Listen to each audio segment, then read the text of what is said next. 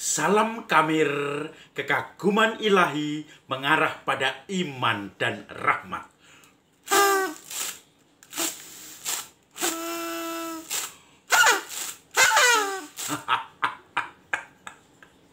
Terompet ajaib ya. Saudara-saudari yang terkasih, pernah saya ketika masih sekolah, saya menghadapi ujian. Tetapi karena saya ini sering meninggalkan kelas, maka kemudian ujian tidak siap. Dan setelah itu, bahkan besok pagi ujian, saya dengan dua teman saya, yaitu naik motor jauh ke bagian selatan, ke Bantul, kemudian di Jogja ya, DIY, Bantul. Di situ ada satu makam di mana banyak orang sering datang ke situ. Namanya Panembahan Bodo, Joko Bodo. Banyak orang menginap di situ. Jadi kuburannya besar, tetapi di tengahnya ada satu rumah, satu kuburan, yaitu kuburannya Panembahan Joko Bodo. Dan di situ ada kita masuknya lewat hanya kecil, mungkin hanya 1x1 begitu, atau 1,5x1. Kita harus jongkok untuk masuk ke makam itu, dan dipisah menjadi dua, satu putra satu putri. Ketika saya di situ, ada satu putri yang tidak kelihatan, tetapi dia selalu merintih, dan rambutnya yang panjang ini ditutup mukanya, kemudian ditutupkan ke mukanya, jadi dia seperti bertapa. Kata juru kuncinya, penjaganya itu, dia sudah 3 hari di situ. Maka kami bertiga masuk ke kuburan itu. Kuburannya yang harus berlutut, kemudian jalannya harus dengan mengendap-endap seperti itu. Jadi harus jongkok, kemudian setelah itu masuk ke pintu, dan di dalam hanya duduk gelap, hanya sekelihatan makam dengan kelambu untuk tidur itu, tetapi ini ditutupkan untuk makam. Tentu bau semerbak kemenyan dan juga bunga-bunga yang segar itu sungguh-sungguh menyengat di situ. Maka kami bertiga bingung, masuk diam, tidak ada yang ngomong satu dengan yang lain, dan kemudian berdoa. Kita setelah pulang akhirnya saling cerita, doanya Bapa kami dan Salam Maria. Itu namanya doa yang sesuai dengan spontanitas kita. Walaupun di situ suruh doa diam, doanya Bapa kami dan Salam Maria. Dan setelah keluar, kami didatangi oleh juru kuncinya. Minta apa? Nanti saya sampaikan. Biasanya juru kunci itu ya sedikit ada gaya-gaya. Oh begini caranya, syaratnya itu. Kemudian dia melihat satu persatu kami. Kemudian menengadah ke langit dan berdoa. Seakan-akan memegang ubun-ubun dan juga meniup ubun-ubun itu.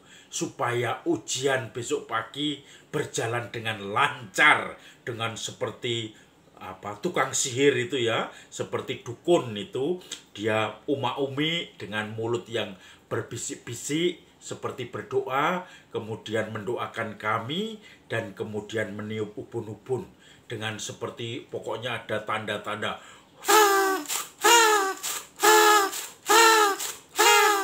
seakan-akan dukun yang menunjukkan bahwa dia penghantar doa-doa kami, dan sekaligus juga menyampaikan persembahan kami kepada Tuhan, dan Tuhan nanti akan mengabulkan lewat dia. Tentu saja kami harus memberi sekedarnya untuk dukun itu atau juru kunci itu. Saudara-saudari yang terkasih, rupanya hari ini juga sama. Yesus juga seperti juru kunci tadi, seperti dukun. Jadi ketika Yesus berjalan-jalan di daerah Dekapolis, itu ada satu orang yang membawa seseorang yang dia tuli sekaligus gagap. Jadi ngomong tidak jelas, tetapi juga tuli sehingga tidak bisa mendengar, komunikasinya susah. Maka orang itu minta pada Yesus untuk disembuhkan orang yang tuli dan gagap tadi. Maka Yesus kemudian memisahkan orang itu di antara orang banyak. Jadi dia sendirian, orang yang tuli dan gagap itu. Tindakannya sudah seperti dukun, karena mungkin karena di daerah Yunani, Dekapolis, bukan bangsa Yahudi, dia juga memakai seakan-akan tata cara orang-orang Yunani, yaitu seperti dukun dengan dewa-dewa. Kemudian Yesus memasukkan jarinya ke telinga orang yang tuli itu, kemudian meludah dan akhirnya memasukkan juga jarinya ke mulut atau lidah orang itu. Dan kemudian Yesus menengadah ke langit. Dan setelah itu seakan-akan mohon pada Tuhan Bapanya dan teriak, "Efata, Efata, terbukalah." Akhirnya seperti dukun kan, Efata, mulutnya keluar, bisa mendengar. Dan memang benar, orang yang tuli itu akhirnya bisa mendengar, dan yang gagap itu bisa bicara dengan lancar.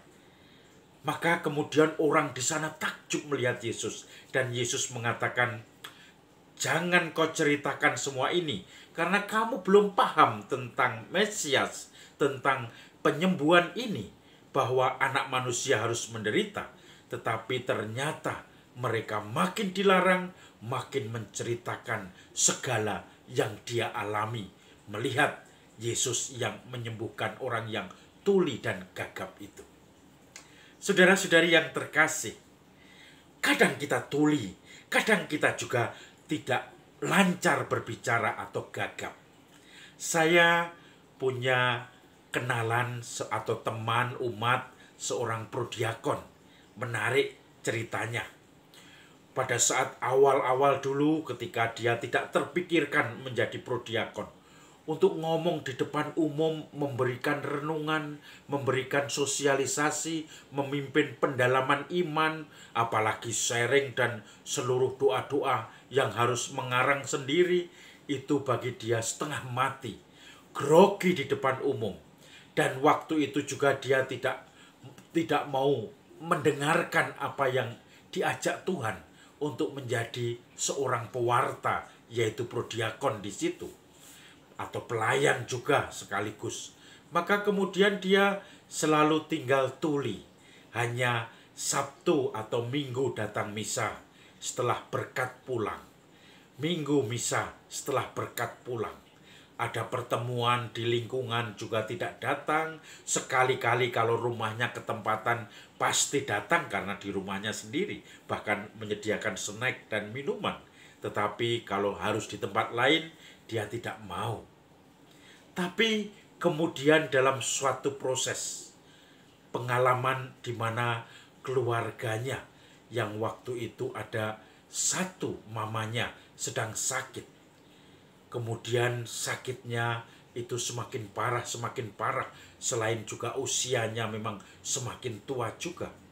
Tetapi dia berdoa, kalau memang Tuhan kemudian berkenan untuk menyembuhkan mamanya yang dicintainya, yang sudah membesarkan dia, maka dia akan bersyukur pada Tuhan. Dan rupanya di rumah sakit mamanya semakin sembuh. Bahkan dalam waktu yang cepat, recovery dari sakitnya itu menjadi cepat dan pulang dari rumah sakit, pulang ke rumahnya. Maka dia seakan-akan mempunyai pengalaman, Efata, terbukalah. Dia mulai mendengar suara Tuhan. Dia mulai merasakan, iya ya, kenapa saya tidak mau menjadi prodiakon? Padahal ditawari Romo sejak dulu. Maka dia pun akhirnya telinganya mendengar dan mau menjadi prodiakon. Dan setelah itu juga pelan-pelan konsekuensi dari prodiakon tidak hanya membagi komuni, kadang juga sebagai katekis sekaligus mengorganisir pertemuan-pertemuan di lingkungannya, memandu dia sekaligus mau tidak mau jadi pemandu kalau ada prapaskah atau pertemuan APP atau Advent atau pertemuan lingkungan yang per bulan sekali, itu kemudian pendalaman iman, mengupas kitab suci dan seterusnya. Ternyata lama-lama gagapnya, stresnya, takutnya, groginya ngomong di depan umum itu pelan-pelan dikuatkan oleh Tuhan, bisa diatasi bersama Tuhan. Dan saudara-saudari yang terkasih, dia akhirnya menikmati kalau memimpin ibadat. Ketika Romo ada acara, karena harus menginap pertemuan Romo-Romo, maka mungkin satu hari itu kadang-kadang harus membutuhkan prodiakon yang memimpin ibadat dengan penerimaan sakramen kepada umat. Dia dengan pede sudah semuanya. Yang mulutnya tadinya gagap, akhirnya bisa bicara dengan lancar, bahkan dengan pede, bahkan juga menyemangati orang lain. Dan ini yang dikatakan pengalaman Efata, terbukalah telingamu dan mulutmu, semuanya terbuka. Maka saudara-saudari yang terkasih, mari kita dengar trompet sangkakala yang mengatakan Efata pada kita, supaya telinga hati kita, supaya mulut kita bisa mewartakan, mendengarkan firman Tuhan, kehendak Tuhan hati kita, kemudian mewartakannya dalam kehidupan sehari-hari. Tidak hanya mulut secara fisik, tetapi juga tindakan sehari-hari sebagai sarana pewartaan kita dalam penghayatan hidup kita. Salam Kamir, kekaguman ilahi mengarah pada iman dan rahmat.